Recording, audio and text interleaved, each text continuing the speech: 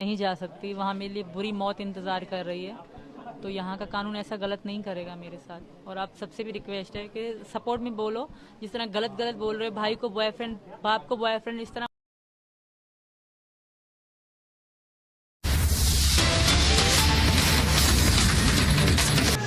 नमस्कार दोस्तों, खबरें उत्तर प्रदेश में आपका स्वागत है। पाकिस्तान से भारत आई सीमा हैदर मामले में अब एक के बाद एक नए मोड़ आ रहे हैं। सीमा हैदर और सचिन नेहरा की अचानक तबीयत खराब हो गई, घर पर ही ग्लूकोज चढ़ाया जा रहा है। शुक्रवार सुबह से सीमा के घर के बाहर मीडिया कर्मी का जमावड़ा लगा हुआ है। सब सीमा से यही जानना चाहते हैं कि एटीएस ने उनसे क्या पूछताछ की, क्या सीमा सब कुछ सच बोल रही हैं। अगर सीमा को वापस भेज दिया जाएगा तो उसके साथ क्या होगा, क्या सीमा वापस जाना चाहती हैं या नहीं। कई सारे सवाल हैं और सीमा एक एक करके सभी सवालों का जवाब दे रही हैं। सीमा ने सवालों का जवाब देते हुए मोदी और योगी से गुहार लगाई है कि उसे पाकिस्तान न भेजा जाए, नहीं तो वह मौत के मुंह चली जाएंगी।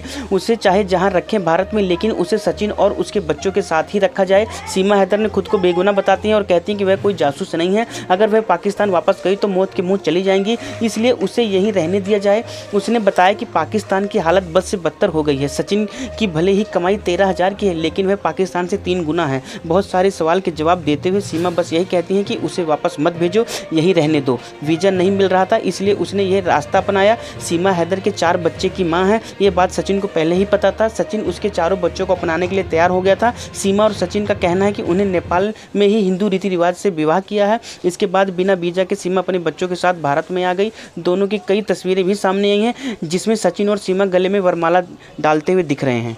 समझा पाई, या ये कोई समझाने वाली बात नहीं थी। उन्होंने पूछा, मैंने सच बोला। अब जो कहेंगे वो वैसा ही करेंगे हम। जी अभी भी जी। जब जांच चलती थी तो बात हुई आगे कि जो है कोई तीसरा था जिसने आपकी हेल्प करी, अंदर उसने लिया हुआ। ऐसा कुछ भी नहीं था, ना ऐसा था, ना मैं किसी पे झूठा इल्ज़ाम लगाऊंगी। अगर एक झूठ बोलूंगी तो 100 झूठ बोलने पड़ेंगे। तो मैंने जो सच था वो बोला है। आगे जो यहाँ का कानून करेगा मुझे कबूल है। अभी तक जांच में कुछ मिला नहीं आपके खिलाफ, लेकिन ये नियम है कि जो भी इलीगल तरीके से आता है उसे डिपोर्ट करते हैं, वापस भेजते पाकिस्तान। आपको भी अगर भेजा गया तो ऐसे कैसे करेंगे? मैं यहाँ की बहू हूँ, मैं यहाँ उम्मीद लेके आई हूँ। आज से यहाँ का कानून ऐसा नहीं करेगा, बिलीव, यकीन है मुझे, भरोसा है, ट्रस्ट कहूँगी, ट्रस्ट है। तो मैं यहाँ की बेटी, अब यहाँ की बेटी हूँ, यहाँ की बहू। पाकिस्तान मुझे मतलब वो आना, वो मुझे, मेरे लिए मतलब पराया देश बन चुका है। होटल वाले ये कह रहे हैं कि आप नाम बदल के रह रहे थे और आधार कार्ड सचिन लेके गए थे, यहाँ से क्या कुछ है ये? ऐसा कुछ भी नहीं है। वो हमारे साथ फैमिली की तरह रहते थे। वो पता नहीं क्यों कह रहे हैं, हमने नाम लिखवाया ही नहीं था। पहली बात, उन्होंने लिखा ही नहीं था। पहले ये थे तो उन्होंने से पूछा था और हमने पैसे पेमेंट करी थी। वहाँ पे इतनी सख्ती नहीं होती। तो होटल वाले बहुत अच्छे थे, फैमिली की तरह रहे थे। वो ज़ाहिर अब खुद को बचा। आधार कार्ड वाली क्या बात है? जो आधार कार्ड सचिन लेके था, वो क्या बात है? क्या फर्जी आधार कार्ड थे आपके पास? नहीं, बिल्कुल मेरे पास जो सही आधार कार्ड थे। हाँ बिल्कुल, मैं मनाती थी, 2 मना चुकी हूँ मैं पीछे। वो मेरी वीडियो भी इंस्टाग्राम में है और वायरल भी हो रही है। एक लाल साड़ी थी, एक गुलाबी साड़ी थी मेरी। मैंने 2 साड़ी भी खरीदी थी। मैं वापस नहीं जा सकती, वहाँ मेरे लिए बुरी मौत इंतज़ार कर रही है। तो यहाँ का कानून ऐसा गलत नहीं करेगा मेरे साथ। और आप सबसे भी रिक्वेस्ट है कि सपोर्ट में बोलो। जिस तरह गलत गलत बोल रहे हो, भाई को बॉयफ्रेंड, बाप को बॉयफ्रेंड, इस तरह मत बोलो। हमारी भी इज्जत है, आत्मा सम्मान है। जी,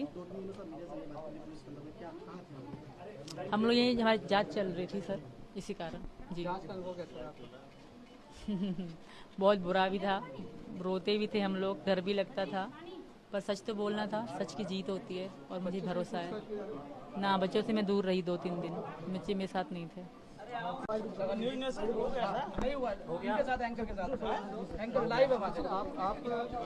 कार्यक्रम में आप जिस होटल में नाम नहीं बताए थे, बताया ही नहीं था। फिर मैंने उसे होटल वाले को सब नाम बताया था। मैंने कहा था कि आधार कार्ड भी ले लो, तो उन्होंने नो कह दी थी आधार कार्ड की कोई ज़रूरत नहीं है। पहले मुझसे ये पूछा था कि तुम कहाँ से आए हो, क्या नाम है। मैंने बोला था मैं इंडिया दिल्ली से आया हूँ, इंडिया दिल्ली से आया हूँ, और कि इंडिया दिल्ली से आया हूँ, और बस ये पूछा था और ये बताया था। मैंने बोला था आधार कार्ड तो नहीं चाहिए, तो उसने बोला नहीं आधार कार्ड की कोई ज़रूरत नहीं, और नाम पूछा था बस मेरा, तो आधार कार्ड नहीं मांगा था। अब ये पता नहीं उसने नाम लिखा हो या ना लिखा हो। और ये क्या कि मैं उसको रोजीना 12 बजे के बाद रोजीना पैसे दे देते थे, रूम के 500 रुपये नेपाली रुपए में पैसे दे देते थे। नहीं, ऐसा कोई बात नहीं है। आप जो है 4 फोन थे सीमा के पास में, 4 फोन किस तरह के थे? हाँ, चार फोन थे। वो बच्चों के भी थे और इसके भी थे। एक से हम दोनों बात करते थे, और बच्चे जो रोते थे, वो कि फ़ोन दो फ़ोन दो।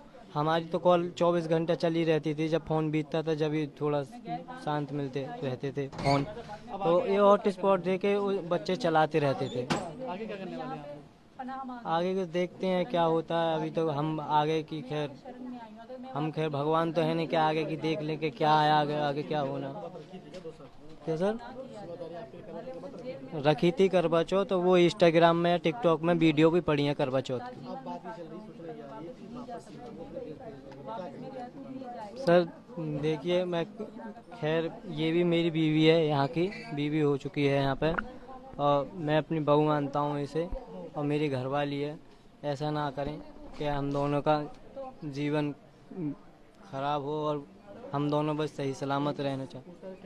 पूछताछ यही हुई थी कि कैसे आए थे, कैसे गए थे, कब से बात हुई, क्या कहाँ मिले, कैसे हुई, यही जानकारी हुई थी, यही पूछ रहे थे बस। पढ़े तो पढ़ेंगे तो वहाँ मिलेगा, जीवन तो उनका वहाँ क्या? तबाह होगा और बदतर से बदतर उनका जीवन होगा। इससे अच्छा यहाँ पे जेल में सुकून से तो रहेंगे। घर पर आ गए थे हम पूछताछ के बाद।